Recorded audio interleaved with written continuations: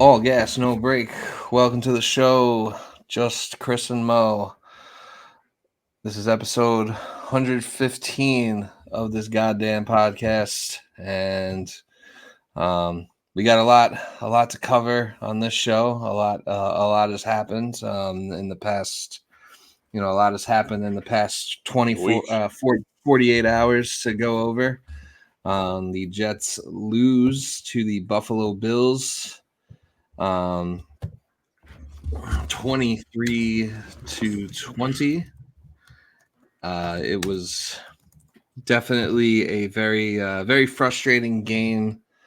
Very frustrating game to watch. You know, the I thought, I'll start, I guess, with the good. I thought that the offense, looked a little better and came out, looked like they were a lot more creative on offense, and we're moving the ball much more effectively and doing it early. But unfortunately, the defense got off to a slow start again. They got punched in the mouth on the opening drive, and the Bills ran the ball right down their throat with like a Madden creative player at running back. Like, I never really heard of Ray Davis. I'm pretty sure that they just handed like some random guy in the parking lot like a Fred Jackson jersey and were like, go out there and do your thing. And the Jets could not stop him. They could not contain him, and that kind of set the tone for the rest of the game. And then, other than that, it was just like a big giant slot fest and a big giant ref show. Um, you know, I think like over 25 penalties in total were called. Some were legitimate penalties. A lot of them were bullshit, but it was a ref show, and like that's a big problem. That's like not even talking about the Jets and like their penalty issues, but that's just like an NFL problem at that point. The fact that you have refs that are on Monday Night Football, which is like a nationally televised game, probably your most. I think Monday night games usually get like the highest ratings of like the entire week. So this is like the game with like the most eyeballs on it, like for the week, and there's like a flag getting thrown every like 2 minutes. It was to the point where like the refs would throw a flag, and it didn't matter if it was against the Jets or the Bills. The crowd would just boo the refs every time they threw a flag because they were basically Yeah, like, it's like unwatchable. yeah, like who turns on their TV to like watch refs throw a bunch of flags and talk? Like, that's not what people watch football for.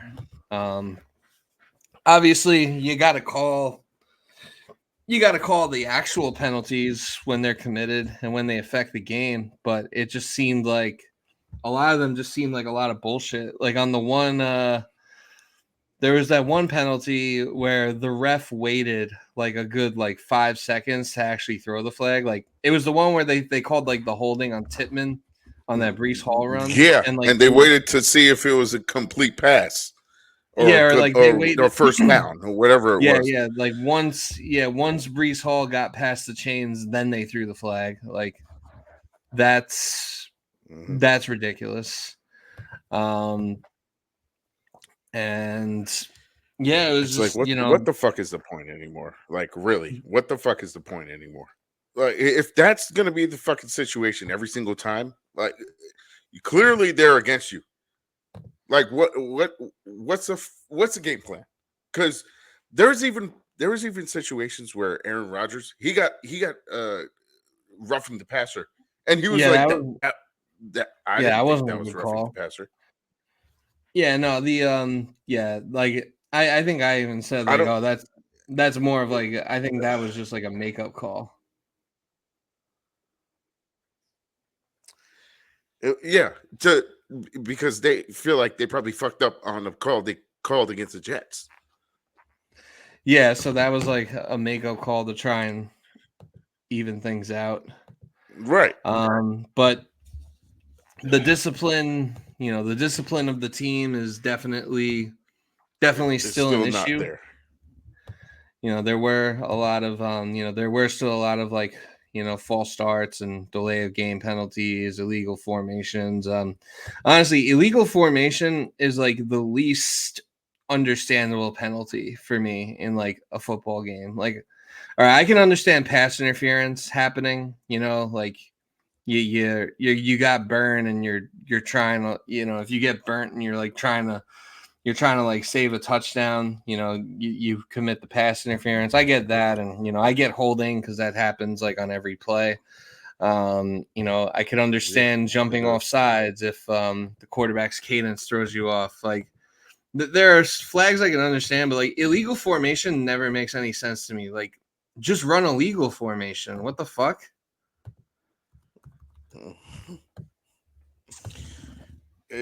I mean, yeah. I mean, I still don't get it because I feel like they're just making shit up at this point. Because Yeah, they basically like are. even like I understand if there's like two people in motion, okay, I get that. But when there's one and then you call that, and if it's like okay, like the line, like even Detroit, they'll have like the lineman, they'll go at as call himself a wide receiver, they'll catch the ball and they still call illegal formation. Yeah.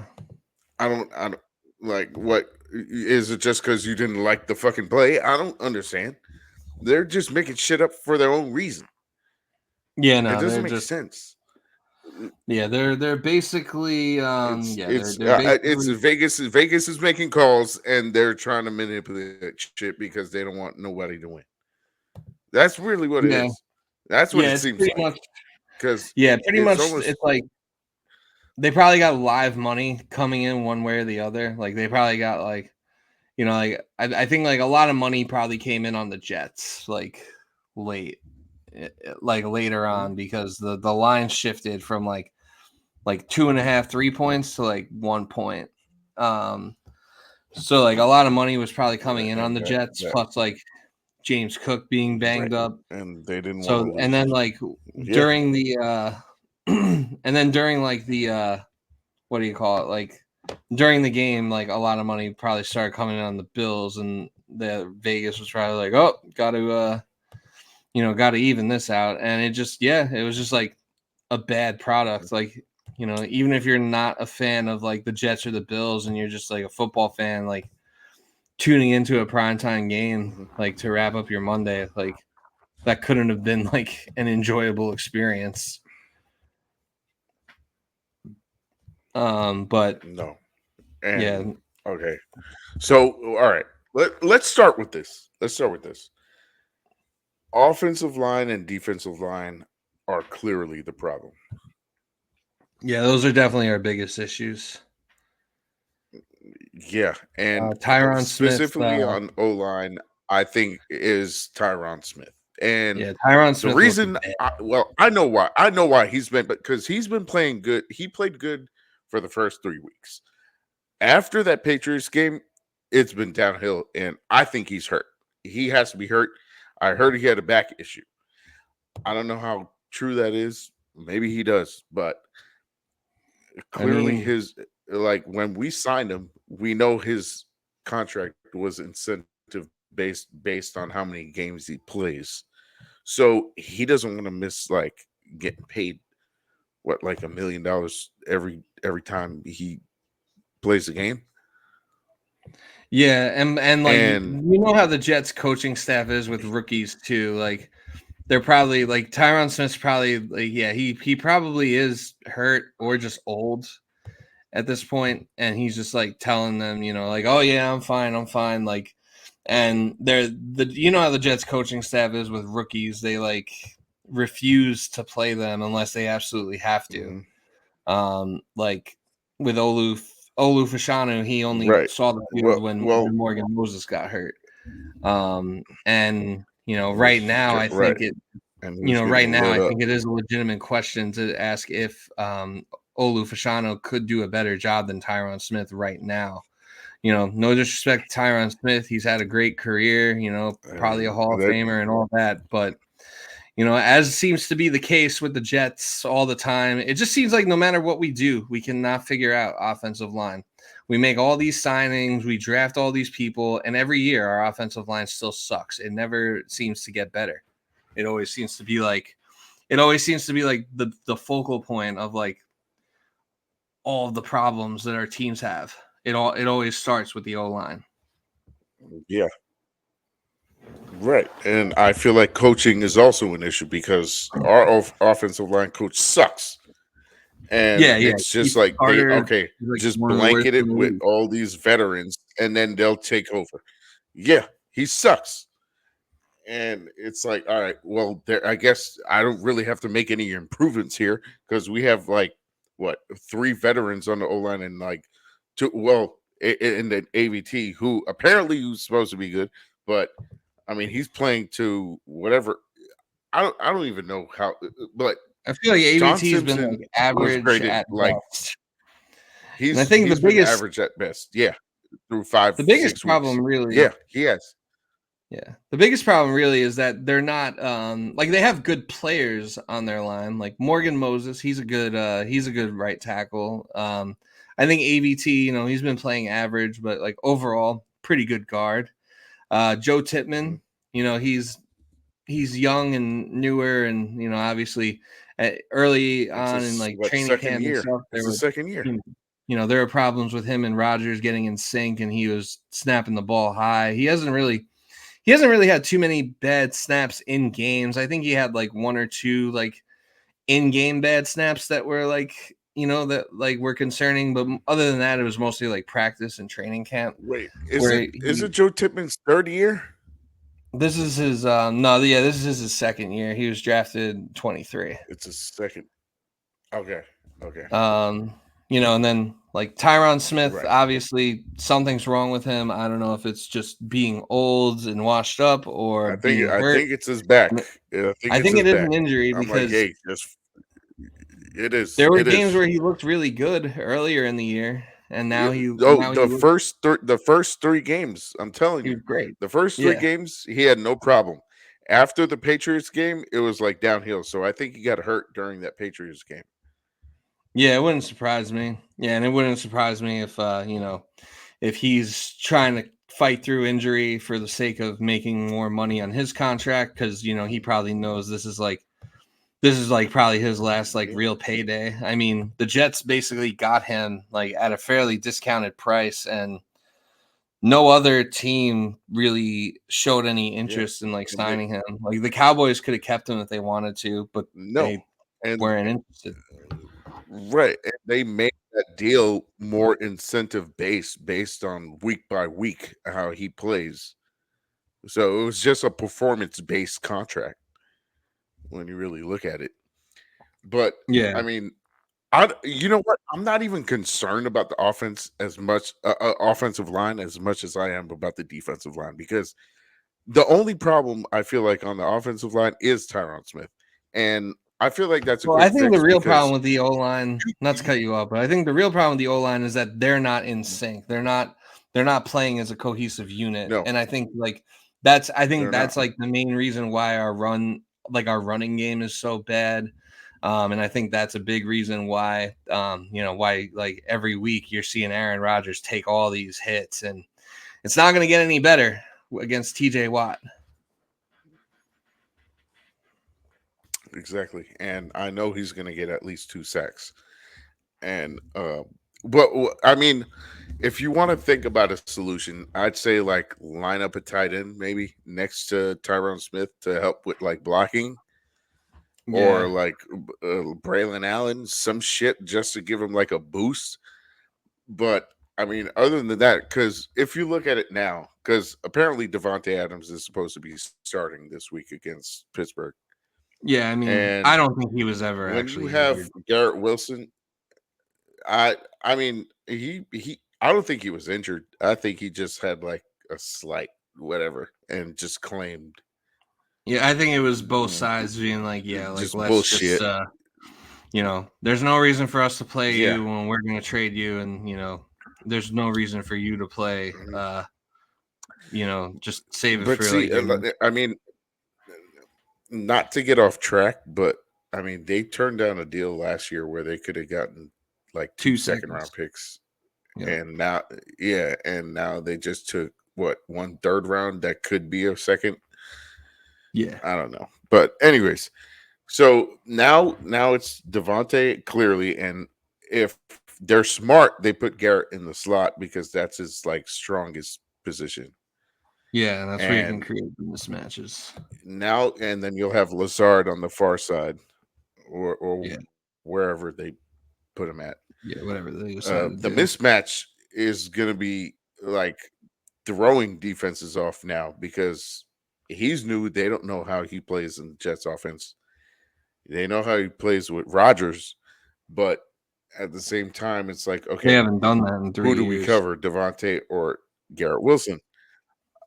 Yeah, and obviously they probably think, all right, maybe it's gonna be Davante Adams because he has the most chemistry. He played with him for a longer time, but he hasn't played with him in like 3 years. So, like, really, who is the strongest receiver on the team? Because this is his first weekend. We don't know what he's. We don't know if his chemistry is going to be the same. What if he's just sucks? He's older now. Yeah, he is like 32 now. We don't know how good he's going to be. Yeah, it's hard He's to 3 gauge weeks that. removed from playing. I mean, he was playing well. I mean, he played well with Derek Carr, and even when they benched Derek Carr and they were putting Aiden O'Connell out there, he was playing well. But that was a few years ago, and you know, I Right. think I think last year he had a pretty he had a pretty decent year. Like he's still like He had he's a still like a decent pretty elite season. wide receiver, but you know, I'm not He's still, necessarily yeah. He's still. I'm not necessarily expecting it to be Yeah. the same like 2021 Rodgers and Davante Adams that just like set the league on Adams. fire. Right. I think he'll And help. well, my whole, yeah. Well, my whole point is, it's like, okay, we have Davante Adams now. It, how is that energy going to be rekindled when they're playing together? Because we don't know how. We see Rodgers now, and he's expecting a lot from everybody uh, uh, on his offense. And the only player that we're really seeing like actually produce is like Lazard and Garrett Wilson. Yeah. And Yeah. obviously he has chemistry with Lazard. So Garrett Wilson looks like he's getting better week to week. Yeah, So it seems like they're getting my more point on the is, same page. yeah, they're building off of it, but is this move supposed to help, or should, do you think it would help Garrett Wilson get open and make more plays? Because he's getting targeted a lot. I think he's like the most targeted receiver in the NFL right now. He has like 65 targets compared to like everybody else Yeah. that's at like 50 or 55. Yeah, so it's it's definitely difficult to gauge because I mean like Davante Adams was always the clear-cut number one receiver, like everywhere he went. Yeah, no, Whether it was in that's Green no Bay, question. It's he was always clear wide to me receiver this is one. what it looks like. Same Right. with the Raiders, To me this is what it looks like. It looks like how the Eagles have Devontae Smith and AJ Brown. That's Yeah, what yeah. it looks like to me. But I feel like they're this duo is at a higher level than them. I would agree. Marginally higher level. I mean, Not that high, but it's yeah, like marginally AJ higher. Brown and Right. Devontae Smith Right. are both really good. And they're both Yeah. like in the No, primes they of their are. career I'm where not doubting that at all. Devontae's Devontae's probably closer like the back nine of his career. Garrett, I think, is like probably Right. about to enter his prime because like the prime of your career is really like when your athletic ability and your experience are both like basically it's when your athletic ability is at its peak and you have the experience to like And complement that and it's and coming really go together. off. It's coming Yeah, and together. I Right. think we're Right. getting there with Garrett. Like this might not be the prime year of his career, but I Mhm. think like starting next year he'll be in his prime, and then like and then he'll probably go But somewhere else after this whole thing falls that apart. that touchdown that he had Yeah, convinced me that yeah, he's the number one yeah, wide that was receiver. nice. The So one I where mean, he there's had two. like that was insane. Yeah, yeah, and it's insane that the refs even called that an incomplete pass to begin with. Just another piss poor job by the officiating. But there's I guess there's two ways that it It's could go with this whole Davante Garrett dynamic. Um, you know, Theory one is that this kind of unlocks Garrett Wilson more because number one, there's another like wide receiver one like on the fucking field that's going to be taking attention away from Mhm. him. You can line Garrett up in the slot like we discussed. You can put him where you want on the 100%. field to create mismatches. So, there's that aspect. There's also the aspect where, Davante should help the receiver room as a whole. I mean, obviously, like Lazard doesn't really need it, but Davante can help Garrett in the sense of like getting more on the same page with Aaron. Like, obviously it seems like they're getting there, but Davante could potentially help like expedite that process because he's worked Yeah. with Aaron at a very, at like an all pro level.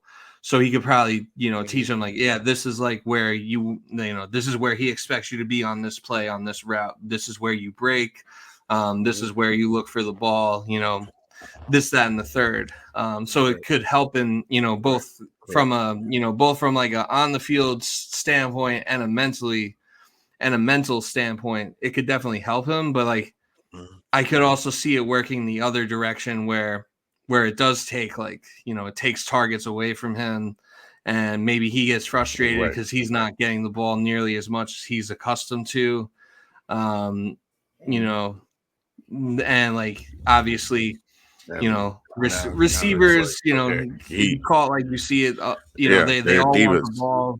Yeah, yeah. And like that's not like a Mhm. knock. Like that's just like comes with the territory of playing that position, especially at Yeah. a high I level. mean, Like no, if Devontae is a I'm diva Garrett too. Wilson right now, I mean, yeah, yeah, and if I'm Garrett Wilson right now, and even though he's saying like, "Oh, this is like a great addition," I mean, how does he really feel? What else is Is he is gonna that like say? his honest truth? Like, I don't know how to feel because No one knows. I mean, yeah, that's all he can say. Like yeah, no one really knows because he wants. I know he wants to be the number one wide receiver, and he by himself like feels like he can be, but I feel like his growth got like it kind of stunted his growth in a way just by bringing him in, but people are saying like, oh, it'll help him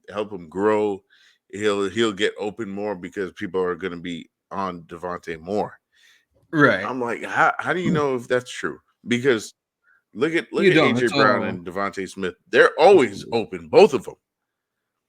But who's right. getting the Yeah. ball most of the time? AJ Brown, Exactly. And and I'm sure in this. he's clearly their number one. It's like a 1A 1B. You know what I'm Yeah, yeah. saying? And I'm sure in this scenario, Aaron's gonna default to Devontae because he trusts him more. And Yeah, he's of like course, likes him better. of course. And So yeah, obviously he's gonna absolutely. default to And now it gets to a point. It also gets to a point. I don't even want to talk about the money, but it'll get to a point where okay, do you pay Garrett Wilson like a number one receiver? yeah. I mean, we Because if are you probably bring that up, I don't want to get into that yet because I yeah, mean yeah. we're just We're trying a to make year the or two fucking away playoffs from right that now. discussion. But it's Yeah, it's definitely, we're like it's a good coming up, year but at it's not least. really yeah, yeah. That's like next year at the But earliest. I mean, To right now it's like all or nothing. Yeah, yeah. yeah. It's next And I year, the also earliest, like early March, May, whatever. yeah, and I also wonder like as far as like Devontae and like or not Devontae, Garrett Wilson and like the slow start he had to the season, and like Brees Hall has been like He's let's just broken call it out. spade Yeah. a spade. Brees Hall has been a massive disappointment this year. We were expecting him to like surpass like Christian Yeah. McCaffrey as like the best running back in the league. Obviously Christian McCaffrey's not playing, so like, you know, but like he's nowhere near I mean, like the an last elite game he running had back. some burst a little bit, but He it did have, wasn't yeah, he did it have a wasn't little bit what of we would burst, but expect. like I feel like we haven't really seen like what we haven't seen like rookie or 2022 Brees Hall. yeah 2022 Yeah. pre-ACL Brees Hall. We haven't seen that, and I do wonder with both Garrett and Brees, I do wonder if like maybe that was a little kid like the fact they both kind of had slow starts and haven't there have been times where we've kind of questioned like, okay, like how elite are these players actually? Like are they superstar level or are they just like really good starters? Like, right now it seems more like they're like Or really like good starters rather complimentary than level. and Yeah. like they neither of them scored touchdowns enough. I mean, Garrett's starting to catch steam. He's caught touchdowns like each of the past two games, but Brees hasn't scored a touchdown since the Titans game. He scored one in the Patriots game. But yeah, Brees hasn't scored a touchdown since week 3. And you haven't really seen it. Like I do wonder with both of You them if fucking maybe should have like scored they one on kind of Monday. were smelling their own farts a little too much. Like they like kind of got like I don't want to say complacent. I don't know if complacent's the right word or if they just like thought like, oh, like I'm good enough to just like do this, and like maybe they maybe like they like weren't there's certain little things that they weren't focusing on enough.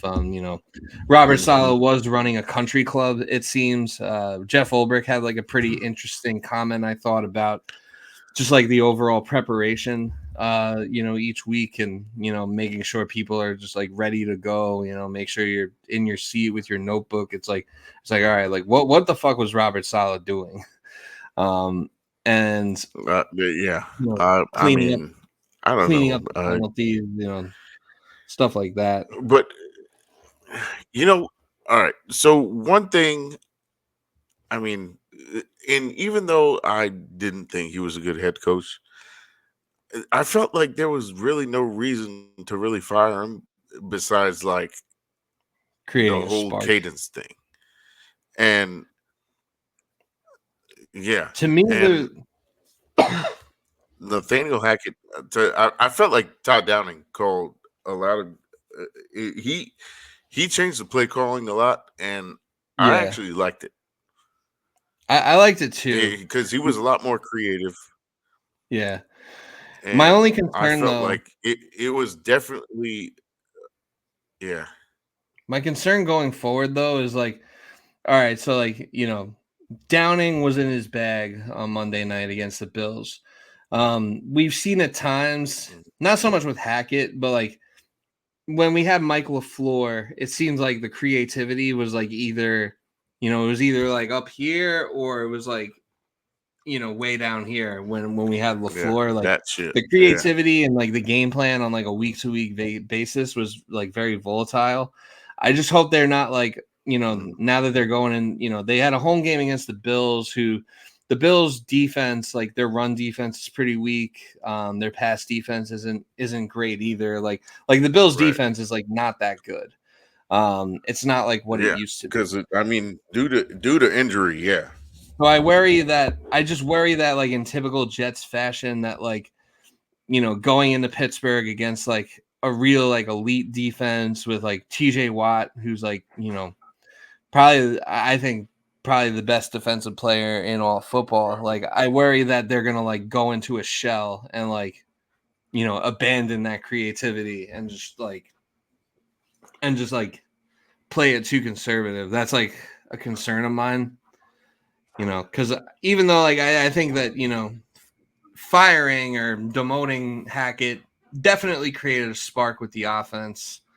I think that the overall team energy was better, and like that's been a problem with Saleh. Like the team just comes out flat too much. And I mean, the defense still came out pretty flat and like undisciplined and just not ready. I Michael, think they're going to be Michael Clemens heavily play. conservative. What's that? Yeah. You think he sucks. Get him off the team. Yeah, Clemens I needs think to get I was talking about against Pittsburgh.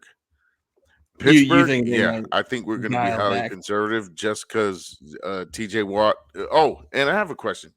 TJ Watt, JJ Watt, who do you think is a better player? Like overall, that's a tough one. I might have to go TJ. Really? Yeah. I thought it was not even a question. I think TJ is better. Yeah. I mean, if you're comparing like their entire body of work, yeah, I'd say it's TJ Watt. Mm-hmm. Better than JJ. Easy. I think it's TJ Watt. Easy. But anyways, Yeah. I said he's going to get at least 2 sacks. And he's probably going to be on the that. weak side with Morgan Moses. Actually, you know what? I think he'll The get weak one on side each might be side. fucking Tyrone Smith. Yeah. I don't know if we necessarily but that's have why I'm like, you know what? side. Put like a tight end next to him. I say put a tight end they next need to to him, do or put like something. Braylon Allen next to him, just to Yeah. double team TJ Watt. Yeah, our tight ends tight ends aren't even that good at blocking though. Is the problem? Like Tyler Conklin, I feel like he doesn't really block. And I don't know, Jeremy Rucker used to be good at run blocking. Like a bunch of times. I was like, we need a fucking fullback, bad. Yeah, like a real fullback, not no we fucking tight end fullback, a real fullback. Yeah, we need a Mike Allstott. Football just needs more fullbacks. But yeah, we definitely. I want to draft the best fullback in football this off season. Yeah, if Rodgers decides to stay, and I mean I don't know if he's gonna like leave Davante, because they can't just if they make the playoffs, I think they'd come back. I think so too. Because I think what it comes down to, and like the way they so they restructured Davante's contract after they traded for him, so he's only counting for like $3.21 million against the cap. So in theory, like the Jets could still possibly get a deal done with Haason Reddick with whatever money's left over. But the way they set up the deal is basically so it's like a it's 3.2, it's $3.2-ish million against the cap this year. And then there's 2 like void years like next year and the year after. So I think like Davante could either opt in or opt out. Years are gonna fuck us in like 2026 is gonna be bad. And apparently really get stripped down. We're fucked. I do not envy. And I do not envy. Reddick actually wants to play for the Jets. Yeah, that whole thing has taken so many turns, and we can get to that. We can get to that in a minute. I believe in it, but the way I really don't care. I'd rather have Reddick than not. To be honest, I would too, because that would get Michael Clemens off the field. If you had Reddick on the field, if you had Reddick on the field Monday night, he's not breaking. That helps Quinnen. Yeah, it helps Quinnen, and because Quinnen got absolutely bullied, and he's been getting bullied like all season. Like I feel like most of the season, Quinnen's been fairly invisible, and like he did have a couple of good plays. He did make a couple of good plays in the game on Monday, but overall, he's been getting bullied. Like he was getting bullied. Like if you see like the tape and like clips on Twitter, like Quinnen was getting pushed around like a rag doll. But the way they set it up basically is that I think from here on out, Davante and Rodgers are a package deal. Like if Rodgers decides, they are. If Rodgers decides to retire, then Adams is going to retire. Then Davante, or he might not retire, but he'll leave. He'll leave and he'll like go to the Saints or something. If if Rodgers decides to come back, he'll come back. Or if Rodgers like tries to like, get traded to another team because we like fire everyone and he doesn't want to deal with like a rebuild or a new GM because I feel like, I feel like he basically chose the Jets as like his next team because he wanted to play GM and we were the only team dumb and desperate enough to let him do it. Exactly. 100%. Yeah, you're right. It wasn't because we built this great core or because he thought that Robert Saleh was like a good coach. It was just like, all right, this is the dumbest fucking team I could take advantage of. The owner's an idiot, and I could just do whatever the fuck I want. That's exactly what Aaron Rodgers thought. He's not dumb. Yeah. He's like, and then and they don't have an offensive minded head coach. He's out of here. I'll just bring my guy in and then just take over. Oh, can I get Davante Adams in here? Sure. Absolutely. Anything bring him for on you. in. Yeah, you're gonna anything you want. I'll suck your fucking dick too. God, can we sign Mason Crosby next while we're at it? Because I think we need a new kicker. Fucking signed fucking Jordy Nelson. Yeah, Jordy Nelson, Eddie Lacy. I'm sure Eddie Lacy's like chilling in an Applebee's somewhere. You could probably give him a call. Flipping burgers. Yeah, I mean, all jokes aside, though, I mean, like, I do think, like, obviously, the Jets getting Davante Adams is definitely, it's definitely going to cause the memers to meme about it. It's like, oh, another one of Rodgers' buddies, like look at this. They're already doing it. They're already doing it. Yeah, they're going to do that regardless. My cousins are sending me fucking Willy Wonka memes right now, and they're sending me like shit like what was that movie? The Usual Suspects, when what's his name started walking crooked and then he starts walking straight at the end of the movie. Yeah, and I don't think like the whole hamstring thing. Yeah, like I don't think and like people calling it like a desperation move. I don't think it was a desperation move because it was going to happen eventually, no matter what. Yeah, it just needed to happen. Been in the plan for like the past 2 years. Yeah. It feels like this trade has literally been. It feels like this trade has literally been in the works like since the Jets got Aaron Rodgers on the team. And to me, this is how it feels to me because I feel, and this is why I got so fucking pissed, especially after the loss. It was like, okay, reunite Aaron with Davante Adams so they could retire together. That was it. That's what it looked like to me. Yeah, it does. It does kind of have a little bit of that. It does kind of have a little bit of that vibe. Like, I mean, I do think let's try to kick it for one more time and then just fuck it. If we don't do nothing, fuck it. I don't care. Yeah. If we don't do nothing, it's not our dead money. It's our money, but it's not our dead money. That's the next Jets GM's problem. Well, so fuck the next Jets GM. I don't give a fuck anymore. Yeah, really. He's fucked either way. I hope. Well, is he really going to get fired anyway, Joe Douglas? Because apparently Woody Johnson loves the fucking roster. I don't know. I think, well, number one, I don't think Woody Johnson knows a goddamn thing about football.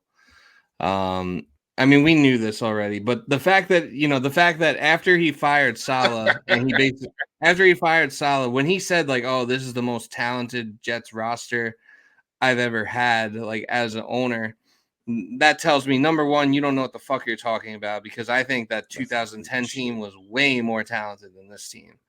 Number two, yeah. I think that there's a lot of overrating of the talent amongst.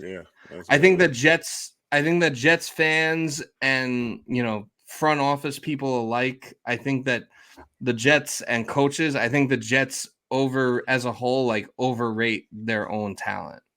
Like we were talking, like don't get me wrong, Breece Hall and Garrett Wilson are both really good, and I still have very high hopes for them. But like people were talking about them, people got mad when Justin Jefferson said like, "Oh yeah, like with all due respect, like I'm not Garrett Wilson, so I don't really care what the 49ers tried to do to slow him down because I'm not him. I'm a million times better. Like, Hey, and it's true. He is. you know, Justin Jefferson's the best wide receiver in the yeah, league. he is. Garrett Wilson No shit. is like maybe cracks the top 10. Same with 10, like Brees. Like I think there's a maybe, lot of there's and that's a maybe. yeah, But that is a see, maybe. all right, yeah, and at the same time too, it's like, all right, you're getting all these players, and I don't understand like how his fucking vision works. It's like 25 fucking years. You've tried everything you could, and it hasn't worked. And now all of a sudden, he decides to fire a head coach during the season. Yeah. That's the first time. It's the first time for everything. How how do you expect to even you expect to make the playoffs now? Now that you don't have a head coach, like does he really believe like okay, if I fire him, did he think that shit through? I don't know. I don't understand how this motherfucker I highly thinks. doubt he thought much of it through. I think basically, No, I think it I was mean, like because an Woody is impulse move. very the correct thing to do would have been to fire Robert Saleh after last season ended, but he I decided. mean, I agree, but you should have done it fucking last season. Yeah, that's what I'm saying. After last season ended, Salah should have been gone. And Right. for that matter, Yeah. I think that Joe Douglas's seat. I think Joe Douglas probably is on the hot seat, and I think that if the Jets don't make the playoffs, Joe Douglas is going to be gone too, and we're basically going to be stripping it down and starting over because, they fired Salah. So like, I think firing Salah is like kind of like a put everyone on notice type of thing. Like, everyone's on notice. Like, Ulbricht's going to Yeah. get So it was. a chance I feel to like try and become the head coach. But yeah, I mean, if we don't and make, I don't know how he you could bring better Joe not Douglas be the back if you fucking don't head make the playoffs. coach. Like, No, because please. his winning percentage is actually legitimately worse than Mike McCagnon's. Let that sink in. He has a worse winning percentage as a general manager than Yeah, but Mike that's McCagnon does. also him. That's also him taking in his team that he had, and he had to fucking get rid of everybody except Yeah, for well, like Quentin McCagnon Williams. had to take in So he Izik's had to team. start off new. So everyone, I think Yeah, all these and new that GMs are kind of in the same he boat. shit that they're all fucked either way. Yeah, McCagnon inherited Izik's team, and then they almost took him to the playoffs that first year, and then once they got like their own guys in there, it all went to shit. And then Joe Douglas, though yes, he inherited McCagnon's team, which by the way, Adam Gase managed to coach the Jets up to a 7-9 record somehow in his first year. I don't know how that happens, but you could argue that Adam Gase did more did more with less than Robert Saleh did, which is a very sobering reality. I like Robert Saleh a lot more than Adam Gase, but like there is an argument for that, especially Yeah, that there is 1 year. because he actually had like he would we would always score on the first drive with Yeah, Adam Gase, yeah, and then do nothing the rest of the game. which was insane. And then yeah, so it's like all right, have Adam Gase cook up the first And series, and then have yeah, and somebody else just run the next those teams were or like rest of the game. super devoid of talent. But Joe Douglas, he Mhm. inherited this mess, 5-6 years ago. However you want to quantify his tenure as Jets GM, because obviously he was hired at a very weird 2020. time. Yeah. So if you want to call 2020 his first year, or even if you want to call 2021 his first year, because that's when like he was linear with like Salah or whatever, and the Gase years were kind of like throwaway years, or Yeah, however you want that's to view it. He's had yeah. 4 to 6 years to bring in his own guys and to like turn things around, and they've still yet to have a winning record or really even play aside from like a couple of games in 2022, they haven't even really played any like meaningful games in December. And if this thing doesn't turn around quickly here, we might not play meaningful December football this year, let alone playoffs. So I don't see how Joe Douglas could come back if this doesn't get better. And there's really nothing he does consistently well. Come back like or not. Joe Douglas's number one job when he first came in, his number one job was supposed to fix the offensive line for Sam Darnold. He failed at that. D-line. Yeah, he failed at that. Then then he drafted Zach Wilson. One of the worst. One of the biggest busts in NFL history. Now, there were plenty of other GMs that were ready to do that in a similar position. Like, if we didn't take Zach Wilson, the 49ers probably would have taken him. So but ultimately, that's Zach Wilson is attached to Joe Douglas's resume, whether people think it's fair or not. He failed to build an O-line for him. He took Mekhi Becton over Tristan Wirfs. And this is a guy who's supposed to know offensive line because he played it, but he can't really evaluate talent or durability, it seems. Clearly doesn't. AVT is nice, but this is like the first year he's still healthy at this point in the season. So John Simpson's been doing good. John Simpson's been doing good. That might be, and people thought he was going to be the worst lineman on the team. Yeah, but I thought he was pretty bad in the Vikings game. 6 weeks. But yeah, he did. He has overall he has done fine. One game. Yeah, he had one bad game. So overall, John Simpson's been a net positive. I like that we got Morgan Moses back. But he's got his durability concerns. Like he hasn't been able to hit on premium talent on the offensive line that can stay on the field. He has failed at that. Really outside of the 2022 draft. Here's my concern. Mm-hmm. Yeah. No, keep going. No, I was just saying, outside of the 2022 draft, he's been pretty mediocre at best.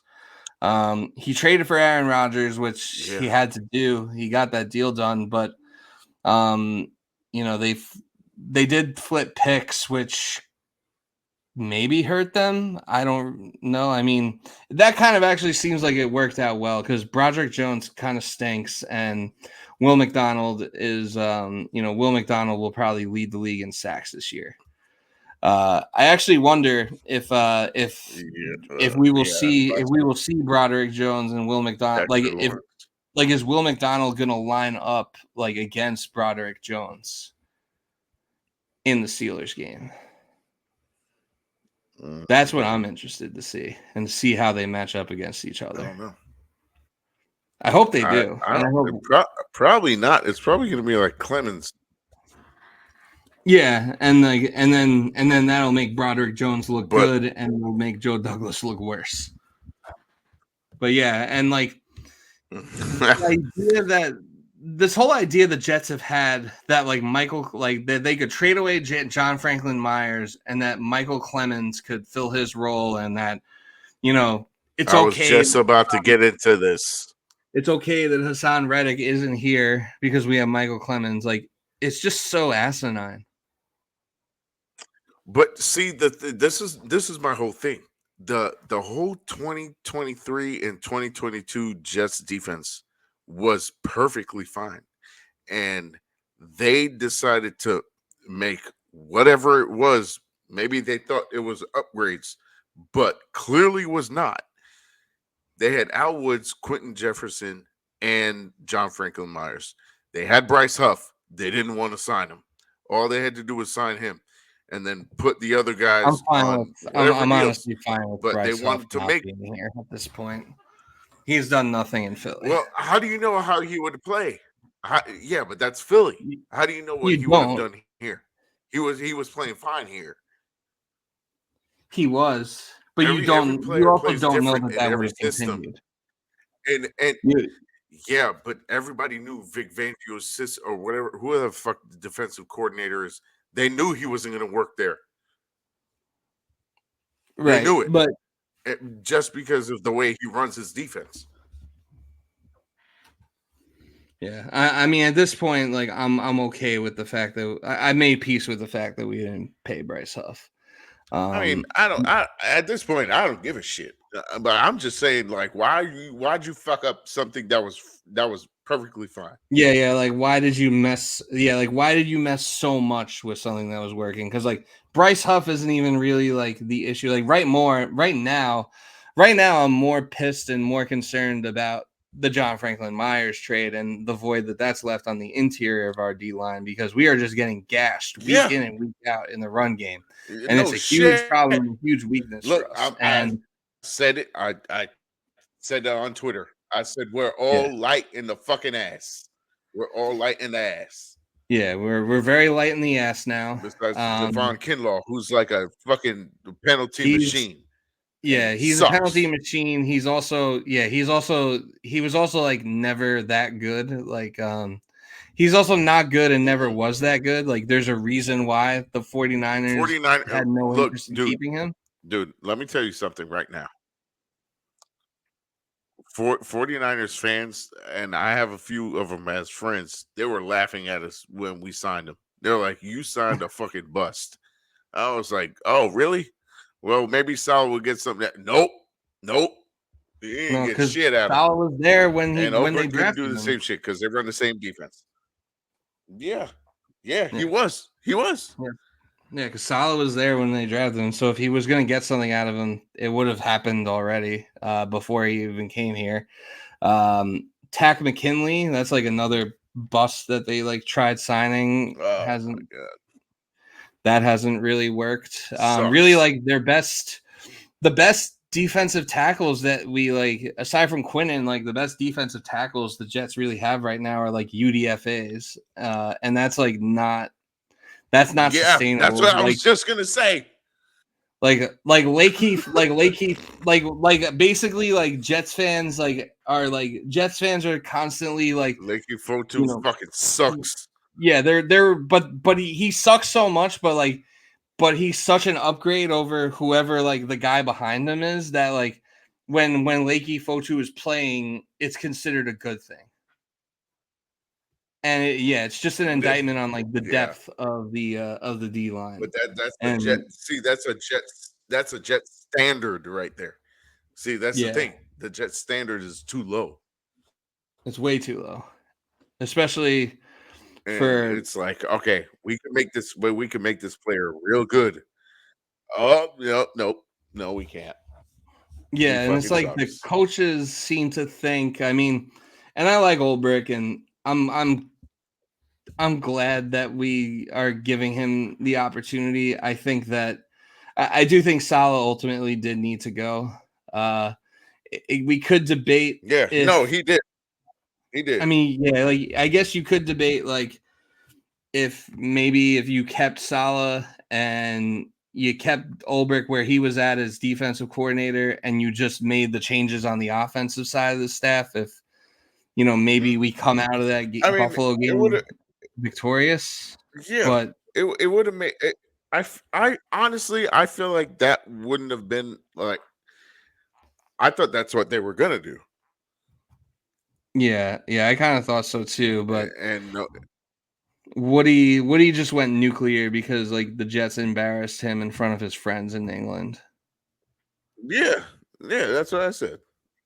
He's I he's mean, always reactionary. man, He's never proactive, and that's like an organizational problem that's pretty much always been a problem. And I mean, and yeah, that's exactly why the Jets will always fucking suck.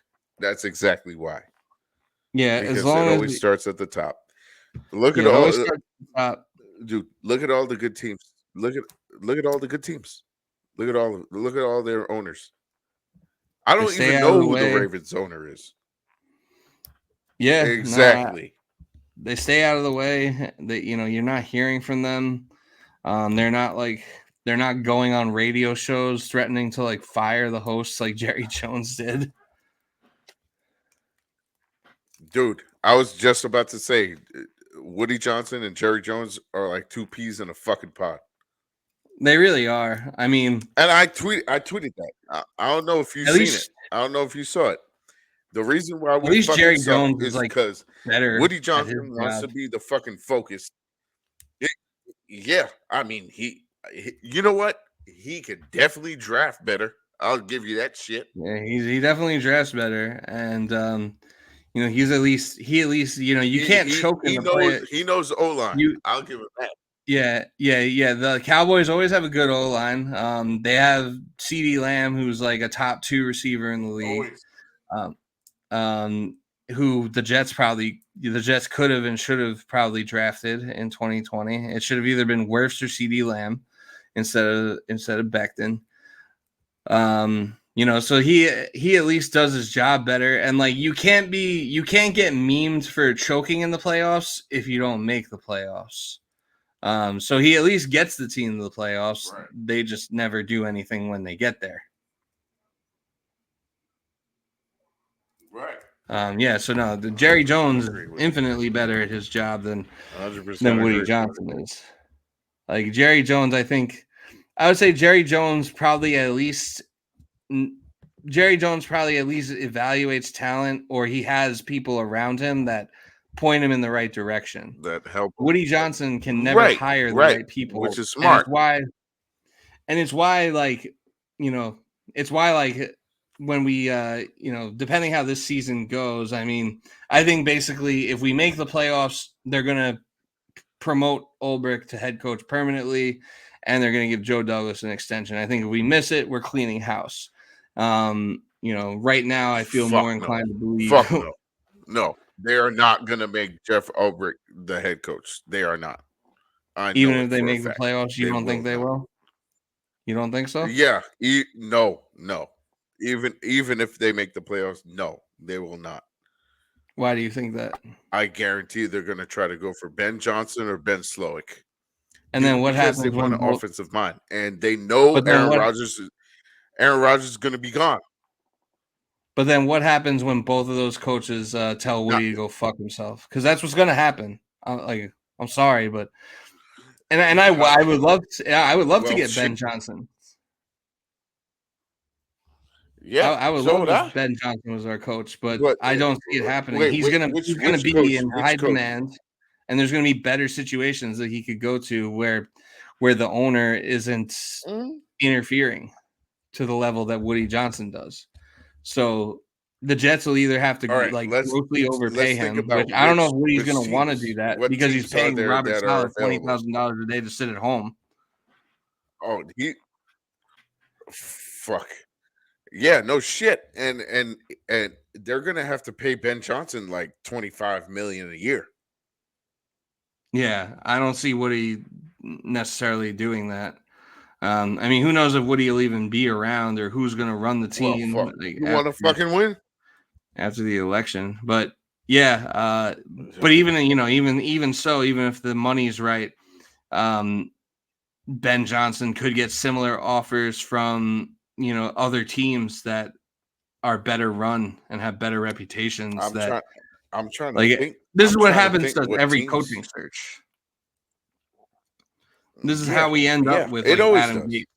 I know, because all the better candidates basically tell us to fuck off, and you can't blame them. And all right, now how many teams are going to look for head coaches this year? So definitely probably.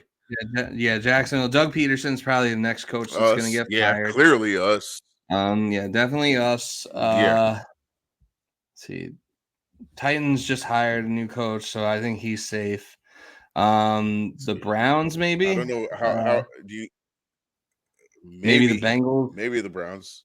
Yeah, Bengals and Browns, possibly. Maybe Bengals too. That's possible, actually. I didn't even. Do you think the Giants? Do you think the Giants might piece out Dayball after this year? Mm-hmm. Yeah, that's a possibility. Mhm. So that's like what? Shit, I fucking hired Dayball as the OC. I would hire him. Yeah, no, I don't see why not. But yeah, those are OC, probably the fuck. team. I mean, maybe the Saints But finally come to I their mean, senses and fire Dennis Allen. So yeah, yeah, there's probably going to yeah. be at least like No, 5 yeah, or 6 he's other gotta go. teams that are There's at least 5 or 6 teams. Yeah, easy. yeah, the Bears might The well, the fucking Bears are actually cuck. doing pretty good. So they might not fire their coach. But I thought he Yeah, should have been they'll fired shit. The last Bears year. might make the playoffs. Shit. Yeah. Yeah. The fucking Caleb Williams is actually doing good.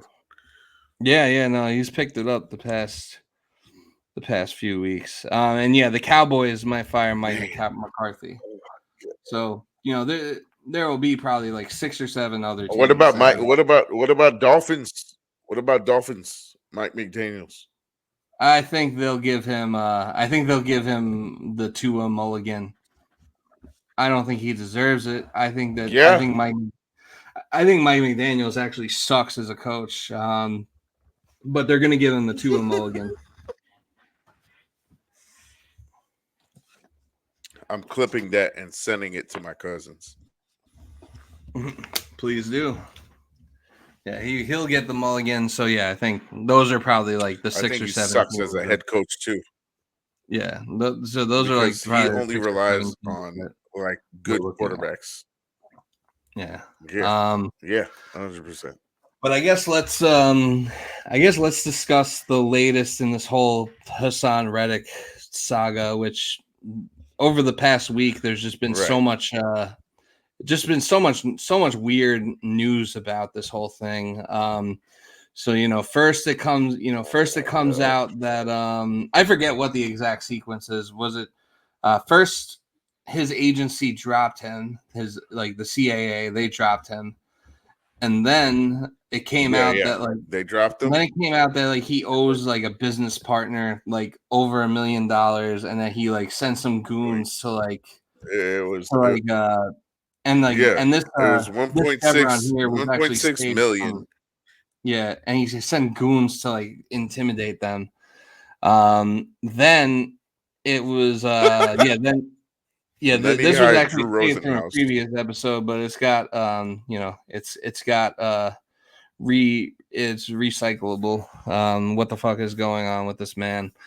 Then he hires Drew Rosenhaus as his agent, and they make like they basically Rosenhaus made a statement being like that the goal is for him to be a Jet and to sign a multi-year deal, which you can believe or you can not Yeah, believe. because that was And the goal. then That's the goal, apparently. then the Jets gave him permission to seek a trade. And An apparently the opportunity Lions, to seek a trade. Right. apparently the Lions inquired about him, but Mhm. I don't think we're gonna trade him to an NFC team because then that 2026 third to Philly becomes a 2026 second round pick. Turns to a I mean, second round pick. Joe Right. Douglas might not care because he might be thinking I'm not gonna be here in 2026. So he might not care. But if he's GMing to save his job, then it would probably make the most sense to just keep him and either let him accrue a year or, he let him not accrue a year and be back in this whole thing next year, or get a deal done and get him in the building so he can play and hopefully help this team. Who knows what kind of shape he's in at this point, but they definitely need D-line help, exterior and interior. People might ask, "Oh, how's Haason going to help with the running game?" But he'll set the edge better. He'll contain Yeah, he the will. edge properly, unlike Michael Clemens. Like, really, anything's an upgrade over Michael Clemens at this point. So even if Haason Reddick is like a shell of what he once was, I'm still confident enough that he'll be better than Michael Clemens that it would be worthwhile to bring I him in fucking if he. cut Michael Clemens right now. Yeah, I really wish we would. He sucks. I've been wanting to cut his ass. He sucks, I don't and care he's if he looks more. like fucking Debo.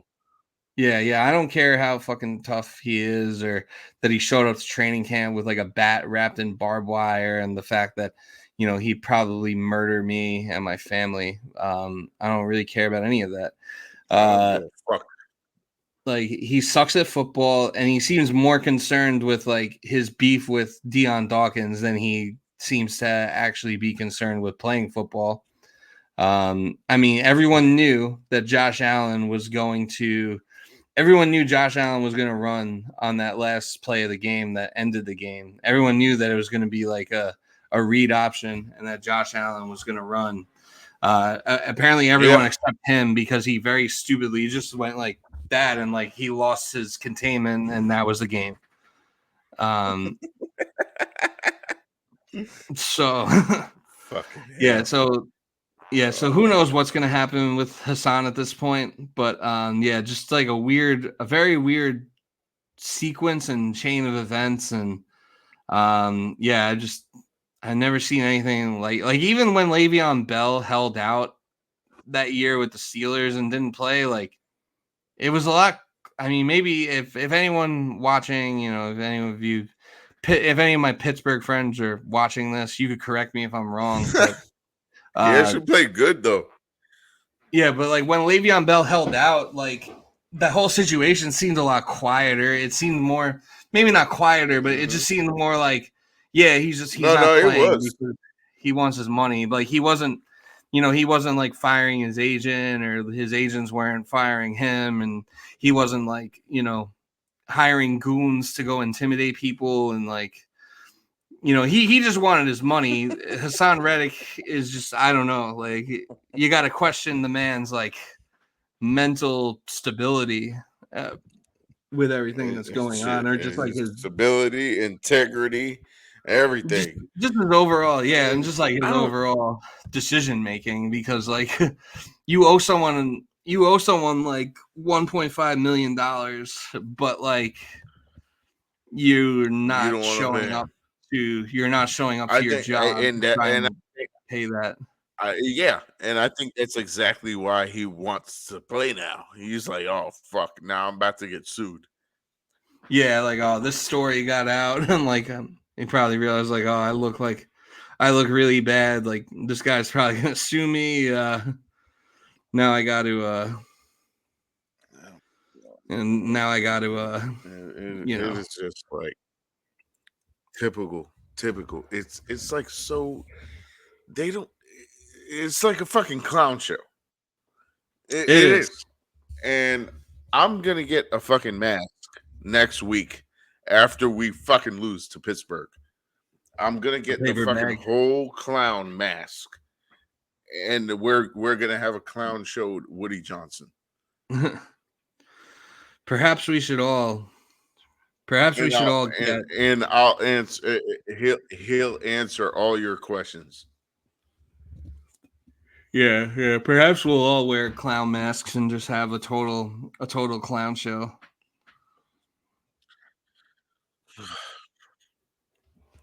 Man, But yeah, that yeah, situation just I don't keeps know. I getting don't know if weirder Devon. and weirder. I Do just do hope you think that we trade him? Do you think we trade him? we trade Haason. I don't think we trade him, Yeah, because I don't know who's gonna trade for him at this point. Like the Lions would make sense because they just lost that's Aiden exactly what I'm Hutchinson, thinking. and they But did check they him could on also him. trade for Max Crosby. Yeah, they could also do that. Max Crosby did. Max Crosby did go and push his defensive coordinator, defensive line coach in the game against the Steelers last week, and he called it a love shove, but didn't look like that. It looked like No, it looked like he was pushing him in a way where it's like, oh, I'm like fucking pissed off at you, and I'm gonna push you. it, yeah, yeah, and on top of that, he's from Detroit, so it's like, all right, Eminem want to go Yeah, back so and that forth makes sometime. sense. Yeah, so it makes sense from that standpoint too. And Yeah, the best thing, the Raiders, the best thing for them would probably just be to like have a fire sale at this point and kind of strip down and start over. You got Tom Brady as like part owner of the team now. You can have him, help you out with stuff like that. But yeah, I think they kind of just need a clean house, and basically just you got Brock Bowers, and you can just build your team. Get a quarterback and just build around your quarterback and Bowers. 100%.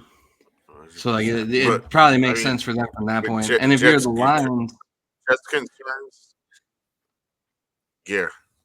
If you're the Lions, you'd probably rather have Max Crosby than Haason Reddick, because despite what our part-time contributor says, Max Crosby is a better player, and I'm pretty sure NFL GMs know that. Yeah, no shit. Oh my god, I can't. I can't. And with this whole Haason Reddick thing, I mean, I don't think anybody in the league like trusts him now, because like, no. he supposedly he said he was gonna come, and that he was okay with playing under the deal that he had with the Jets, with the Eagles, but that turned out to obviously not be true. I can't wait for the day 10 years. I can't wait for 10 years from now. Haason Reddick needs to write a book on this and tell us like exactly from his perspective, like what happened, what changed from the start. What made you decide what made you decide to change your mind? Like, was it really John Franklin Myers getting traded? Or like, was that the domino? Fuck that. Our podcast is gonna. I'm gonna get his fucking number and then ask him to come on the podcast. Please make it happen. Years from now, I hope we're still doing the podcast. Yeah. Yeah, we're gonna fucking find out, and I want to find out, and then I'll write the fucking book. Yeah, this is gonna be our life mission. Think he will. But yeah, you can write the book. Yeah, so I'll write the fucking book. I don't. Yeah, I don't think any team's gonna trade for him I don't think the Jets are gonna. I don't think the Jets are gonna trade him to an NFC team, and then have to give the Eagles a second round pick. And then they're probably only getting like a 6th round pick in return for him at this point. And like, I don't see the Jets doing that. They can't afford to do that. So I think like eventually they're either gonna sign him, or like they're just gonna hold him hostage, and we'll be in the same situation next year. And he might just end up retiring. Yeah. That's kind of how I see it. Exactly I think that he's either. I think he's either going to play for the Jets at one point, or he's never going to play football again. He has to. And but see, the thing was, I don't know if you saw how Woody reacted to Haason Reddick playing for the Jets, and it sounded like he was like, "Yeah, fuck him. He can go somewhere else. I don't care." That's how he sounded. I mean, when he was saying all that, like get on the I-95 and all that bullshit. No. This was like recently when after the Davante trade. I think was it yesterday? Oh yeah, because he spoke a little bit after the Davante trade. Yeah. Yeah, he did, and he was talking about how like, he needs to get locked up in a home or something.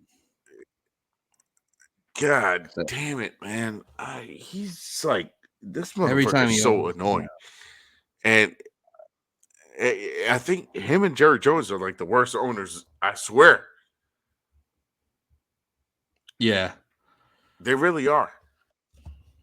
Yeah, well, the worst owner, and then it might be the Raiders. But yeah, the worst owner is the Panthers owner. I'd say. Oh yeah. I'd say if I were to give you top 5 worst owners in football, number 1's the Panthers owner. Number 2 is probably Woody. Number 3 is probably Mark Davis. Yeah. Number 4 is probably Jerry Jones. Yeah. And then Number 5, I don't know, probably the Chargers owner, just by Five is kind of by probably default. Jacksonville. I was gonna say Yeah, Jacksonville. or Sahed Khan. I'd give an honorable mention to the Chargers owner just because like easy. they've always had problems. You know, they had to relocate. Eli Manning didn't want to play there. You know, all the stuff that they've done that's like true. well documented. And yo, they always get rid of like good players too, which is insane. And yeah, they're really a shithole too. Yeah. Chargers owner is he's think pretty. about it. Yeah, he's pretty bad, and Sahed Khan's pretty bad. Oh my god. I don't know how I feel about Arthur Blank as an owner. Like the Falcons owner, I guess he's okay. Me either. And I don't know. I mean, Dan Snyder's not an owner anymore. I don't know about you, but I ain't trying to. Yeah, fuck that shit.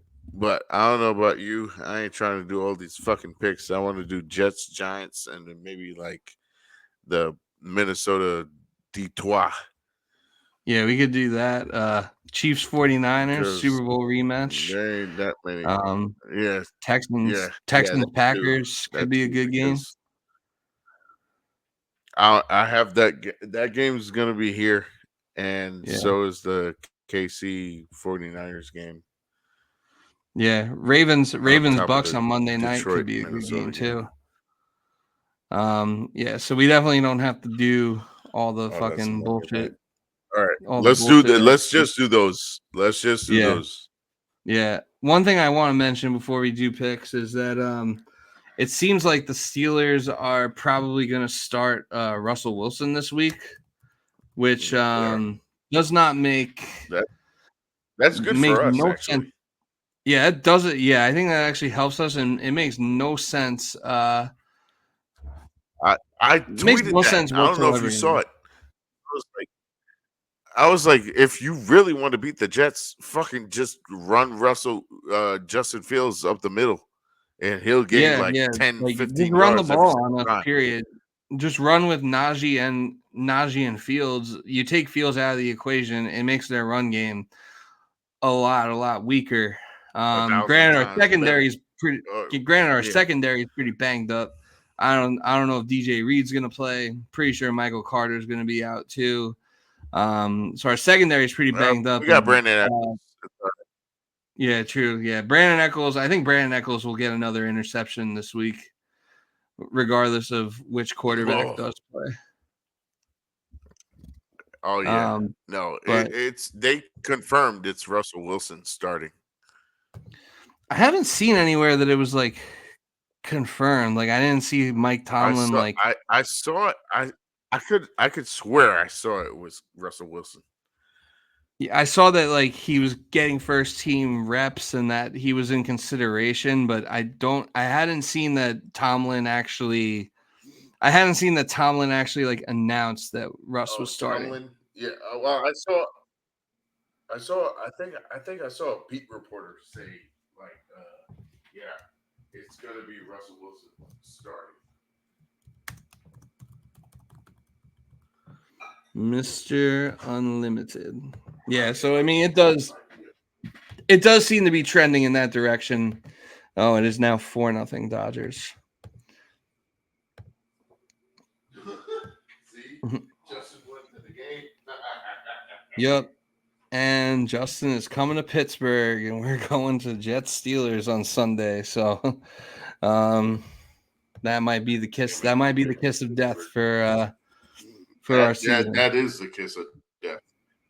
Mm-hmm. Yeah. But we can do the picks and get the hell out of here. Week 7 in the NFL. So you want to do Texans Packers? That's a good game. Mm-hmm. All right. I am going to. So this game is in Green Bay. What the fuck I want to pick? Yeah, it's kind of a tough one. It's in Green Bay, and the Packers are favored. And I know Nico Collins is hurt, but I'm picking the Texans. He is. You're picking the Texans. I'm picking the Texans too. All right, so we got a clean sweep for Houston. And then we have the Detroit Lions, the Minnesota Vikings, the still undefeated Sam Darnold Minnesota Vikings, and the 4-1 Lions, who, other than that one hiccup they had earlier in the year, have just been against the Bucks. I'm going Detroit. Yeah, I am also going with the Detroit Leon. Yeah, so yeah, clean sweep for the Lions. Yes. Chiefs 49ers Super Bowl last year rematch. I'm gonna go with the 49ers. Fuck. Damn. This is a hard game. I'm leaning 49ers. I like 49ers. They can't fucking win every single game. Fuck that. This is gonna be the game they lose. Justin is calling. Should I answer? I'm gonna answer. I'm picking Heine Town. Hello, Justin. Hey, Negro, what's good? What's up? You are on the air. You're calling into the podcast. Oh shit! What's goody? I don't know what y'all talking about right now. I know the Mets are fucking trash right now. Put them on mute. Hang up. Nigga, tell Modi, shut the fuck up.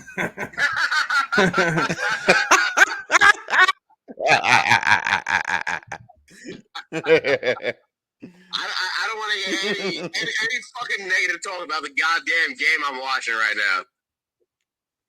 And then you've come to the wrong place, unfortunately. Oh, nigga, I'm at the game. Yeah, I was gonna ask I was gonna ask if you left. Yeah, you at the game. Tell him he jinxed him. Tell him he jinxed him. You jinxed the Mets. Nigga, I heard you. I already know I did. Yeah, I know. That's why I don't go to playoff games. Oh my. What'd he say? I didn't catch that. Oh, I didn't hear him either. Oh, yeah, go run after Mr. Met. Go run after Mr. Met.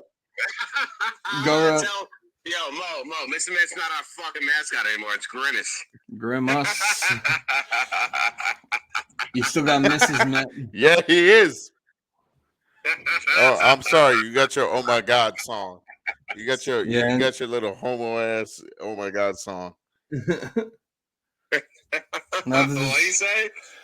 He said, you got the homo ass "Oh My God" song, the OMG. Oh, hell not that there's no. I've always hated that shit. Fuck out of here. Not that there's anything wrong with being a homo. Just to be clear. My bad. We're on there. Yeah. Yeah. No. Hey, I kind of like that song actually. I think that song kind of stinks. What do you? Tell Mo, nigga, you're homo. I don't like the Pitbull remix, bro. I don't like the Pitbull remix. My bad. I'm a straight disrespecting. Not my problem though. Hey. It's my fault for even answering the phone. Were you calling to like talk about this weekend or? No, I was calling because I saw a fucking missed call and I forgot. Oh yeah. I was basically calling you to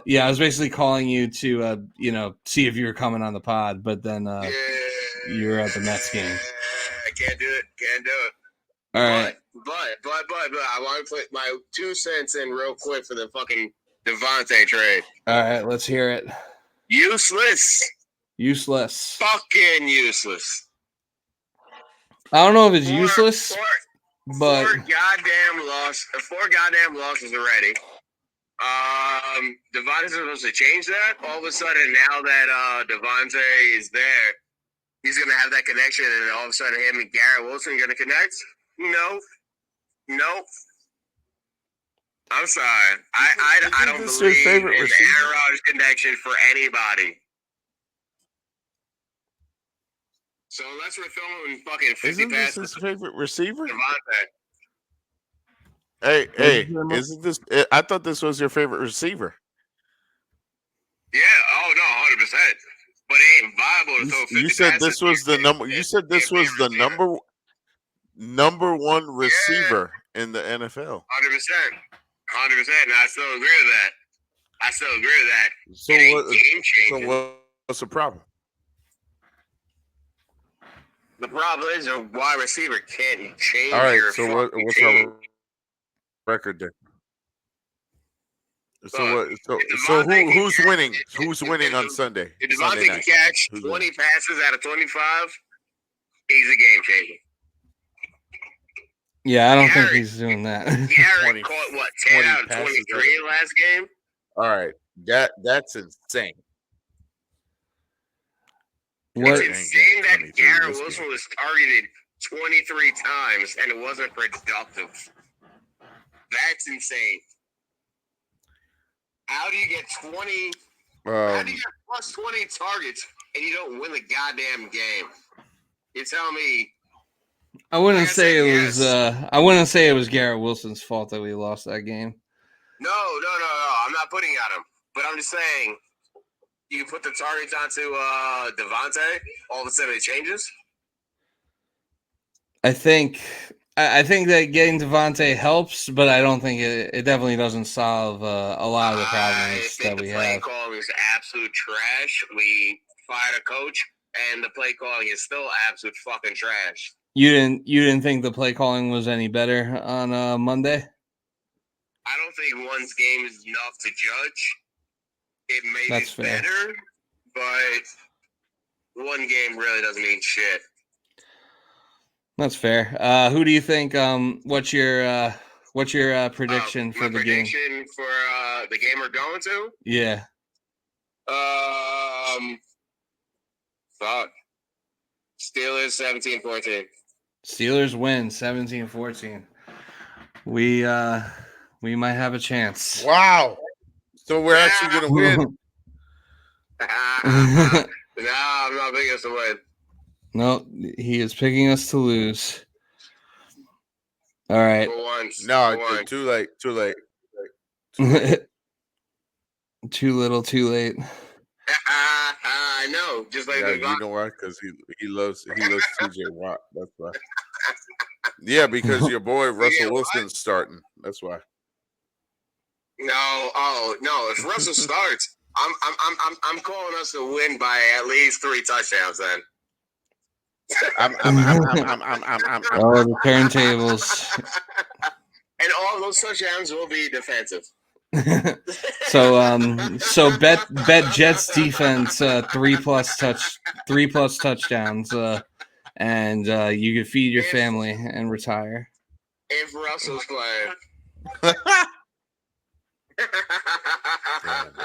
Yeah, I'll catch y'all later. All right, see ya. Thank you Peace. for your contributions. Later. And that was our part-time contributor Justin Armstrong calling into the show from the Mets game that they are not winning. The bowels of Citi Field. Yeah, so where were we were doing the picks? So I'm picking the 49ers to beat the Chiefs. I don't think you picked that game I'm picking yet. the 49ers also. The 49ers. Yeah, they'll get there. They'll get a little Super Bowl revenge. I think and then have we picked the same we have the same have we had the same picks the whole time? Yeah, I think we both picked we both picked the Texans. We both picked the Lions. We both picked the Niners. Mm-hmm.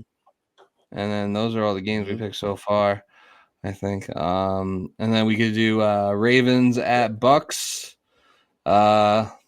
Okay. I'm going with the Bucks. Really? No, Yeah. I'm going with the Ravens. I think they're the best team in the NFL right now. And I do too, but specifically because of Derrick Henry.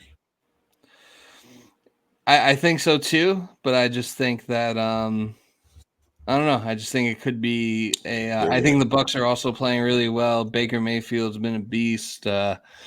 Mike They are. Evans They are. is and they're home. So yeah, I'm going. That game is a toss up. That game is a toss up for real. Yeah. Ravens Bucks on Monday night will be a really good game. And then that brings us to the final game of not the final game of the week, but the final game that we will be picking and talking about, and that is the New York Jets at the Pittsburgh Steelers. Jets currently 1.5-point favorites on the road, Sunday Night Football. I will be there. Justin will be there. Donald Trump will be there. Yeah, Justin got that means we're gonna win. Yeah, I'm gonna pick the Jets to win. I think that I'm picking the Jets to win also. Oh, really? Damn, that's a heel turn. That is a heel turn because you were saying this whole time how Pittsburgh was gonna beat us. I don't know how we're gonna prevent TJ Watt from wreaking havoc. We probably won't. But I said all right, so I said 2 sacks. Yeah. At least. Yeah. I've also been been hammering the Steelers money line because it's plus money and they're at home against the Jets, but something about that just feels it feels like the sports books are begging you to bet on the Steelers is what it feels like. So I bet on the Steelers and that's probably a trap, but it's a trap I'm happy to fall into to try and mush them into losing to the Jets. But I'm going to go with the Jets are going to win this game 16-13. It'll be a very low scoring, and I have a game. low score too. I was going to Jets will pull it out. I was going to say 17-13. 17-13. Yeah, and Justin said, Justin said we were going to lose 17-14, but then once he found out that Russell Wilson's probably starting, that's going to be that we're going to win and that we're going to score 3 defensive touchdowns. So I don't know what exactly, how exactly. You know what? I have a hot take. I have a hot take real quick. For the sake of unjinxing the Jets, Justin is picking the Steelers. Anyway, go ahead with your hot take. I think Russell Wilson gets benched at halftime. If he starts. That's an interesting take. Do you think it's a game where the Jets pull ahead in the first half and then they go back to Fields to try and spark the offense in the running game?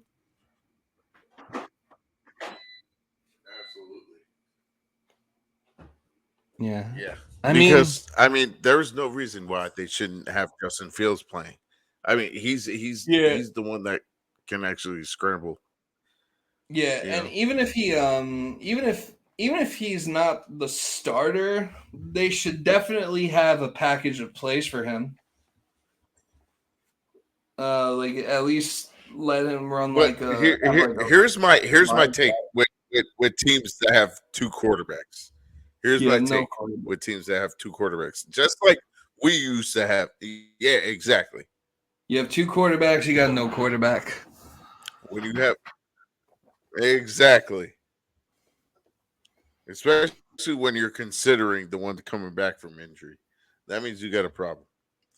Yeah. That means they don't trust Justin Fields. Yeah, well, have you seen Justin Fields throw the football lately? He's terrible. But they're 4-2, aren't they? Yeah, they're winning. And his contributions in the run game are a big part of why they're winning.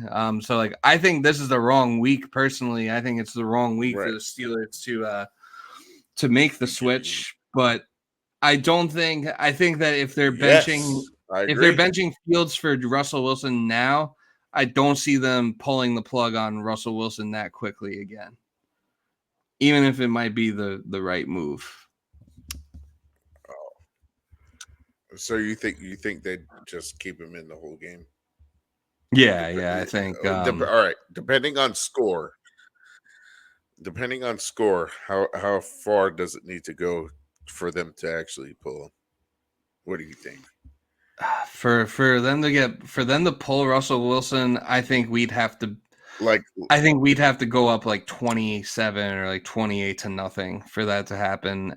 And at that point, it would just be it would just be like a mop up, like, let's make sure Russell Wilson doesn't get hurt type of thing. And I just don't see that happening. I think it's going to be a rock fight. It's going to be a very close, grimy, ugly game.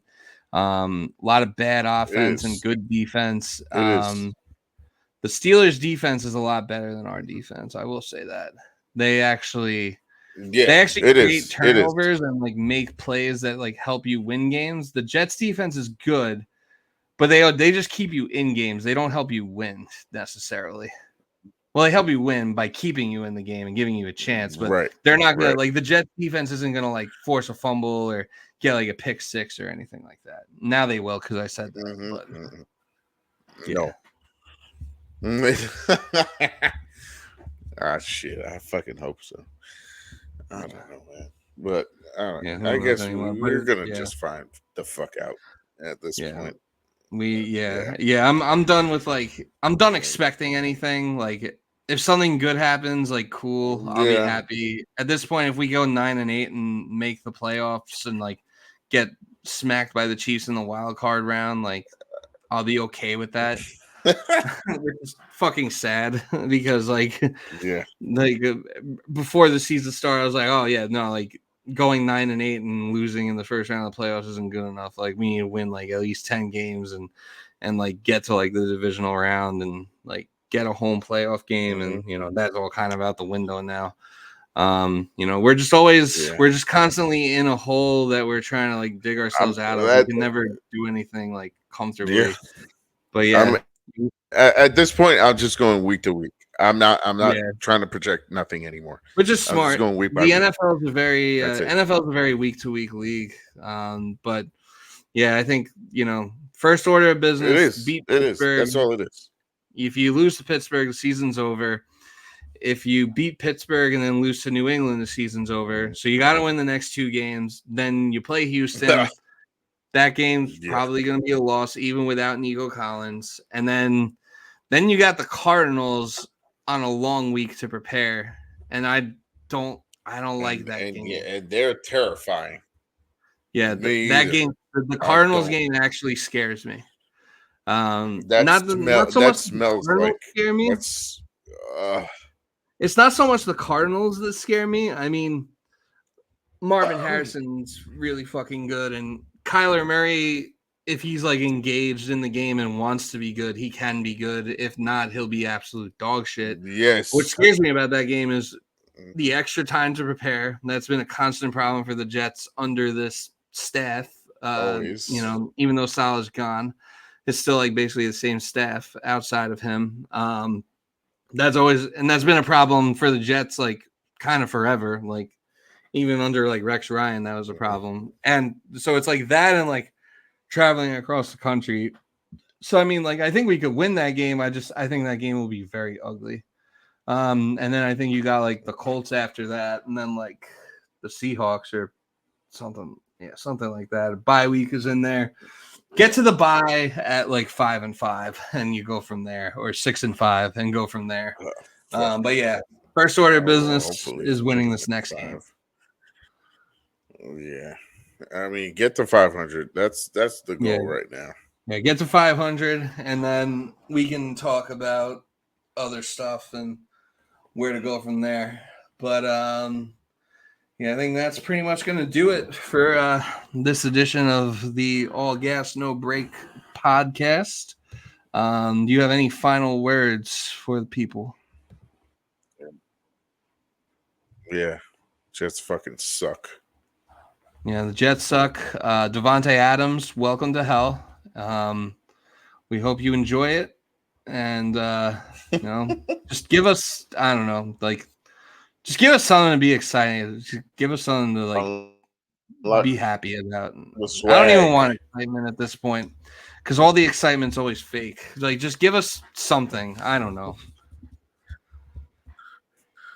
Unlock the swag. The swag unlocks. Goodbye.